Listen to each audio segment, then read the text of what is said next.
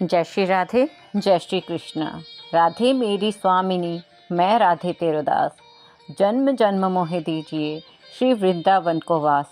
हे राधा रानी, हम भक्तों पर अपनी कृपा दृष्टि ऐसे ही बनाए रखना और हमें इस योग्य बनाना कि हमें भी वृंदावन का वास मिले और आपकी कृपा की छाँव मिले। आइए इसी प्रार्थना के साथ प्रवेश करते हैं राधा रानी की एक बहुत ही सुंदर कथा में। बरसाना की चमत्कारी मटकी। बरसाना की एक गुजरी होती है जिसका नाम कमला होता है, लेकिन कमला थोड़ी सी बावरी होती है। उसकी सभी सखी सहेलियां हर रोज़ अपने मटकी में दूध, दही, शहद, मक्खन भरकर गली गली बेचने जाती हैं।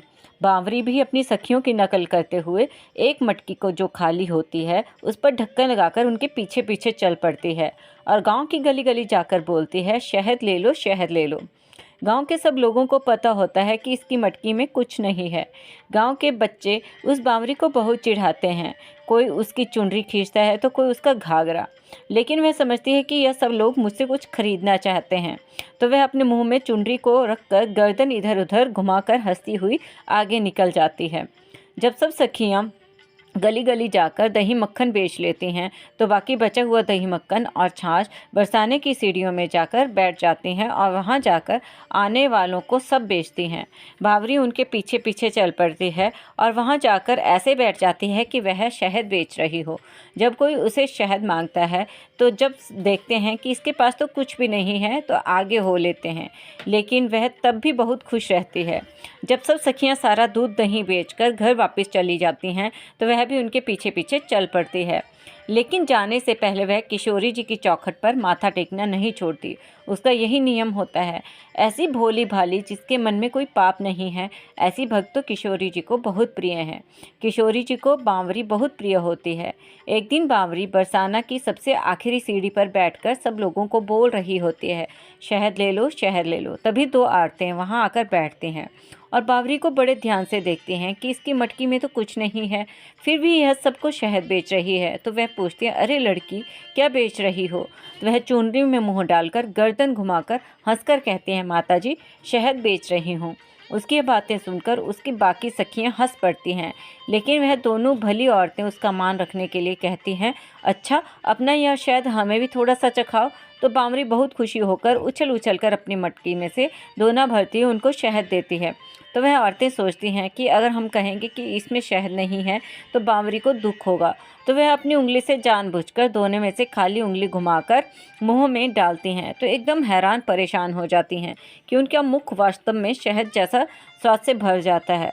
वह हक्की बक्की होकर एक दूसरे की तरफ देखती हैं, क्योंकि उन्होंने ऐसा शहद कभी जिंदगी में चखा भी नहीं था। वे कहती हैं, बावरी, तुम्हारा शहद तो बहुत ही अच्छा है, और वह उसको थोड़े से पैसे देकर आगे हो जाते हैं। वह दोनों सब लोगों को बताती हैं कि बावरी के पास सचमुच का शहद है। तो सब लोग जाकर उसकी खाली मटकी को देखते हैं, लेकिन उन दो औरतों की बातों को मानते हुए जब वह शहद का दोना लेते हैं तो वास्तव में उससे शहद का ही स्वाद आता है। अब इसकी चर्चा दूर दूर तक फैल जाती है। सब लोग बावरी का शहद चखने के लिए दूर दूर से आते हैं। तभी वहाँ पर एक लड़का जो दूर गांव से आया होता है सब देखता है, सोचता है, यह बावरी के पास ऐसी मटकी है जो खाली होने के बावजूद भी सब लोग इसका शहद खाते हैं। अगर यह मटकी मेरे पास आ जाए तो मैं इस शहद को बेचकर रातों रात अमीर बन जाऊंगा। अब वह इसी ताक में रहता है कब बावरी इस चमत्कारी मटकी को छीन ले, बावरी से इस चमत्कारी मटकी को छीन ले। एक दिन जब बावरी अपने घर को जा रही होती है तो रास्ते में सुनसान जगह पर लड़के को मौका मिल जाता है। वह बावरी को धक्का देकर उसकी मटकी छीनकर भाग जाता है। जब बावरी संभलती है तब तक तो लड़का दूर भाग चुका होता है। बावरी को अपनी मटकी बहुत ही प्रिय होती है। अपनी मटकी को चोरी हुआ देखकर वह जोर जोर से दहाड़े मारकर रोना शुरू हो जाती है और पैर पटक पटक कर अपने घर की तरफ दौड़ती भागती जाती है।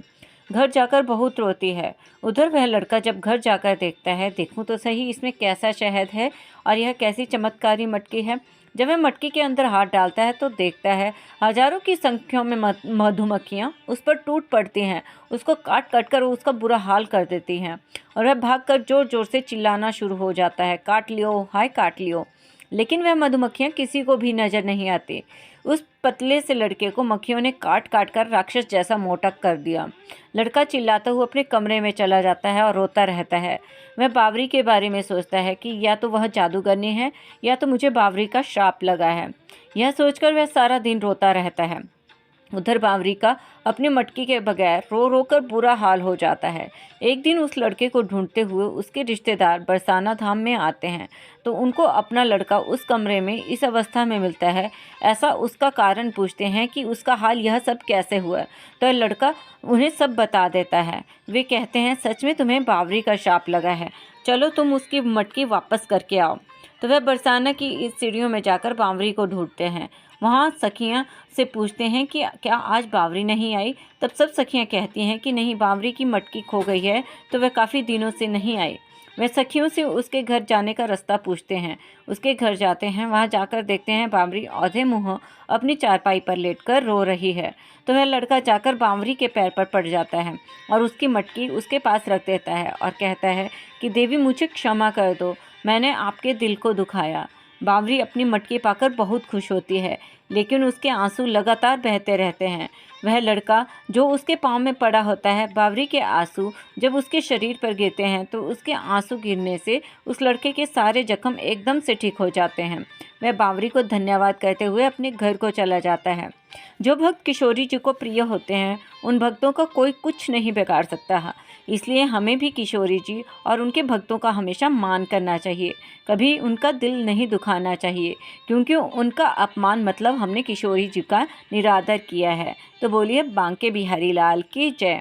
भक्तों, आपको यह राधा रानी और उनके भक्त की कथा कैसी लगी? यदि पसंद आई तो कृपया इस वीडियो को लाइक करें, अधिक से अधिक शेयर करें और हमारे चैनल को सब्सक्राइब करें। जय श्री राधे, जय श्री कृष्ण।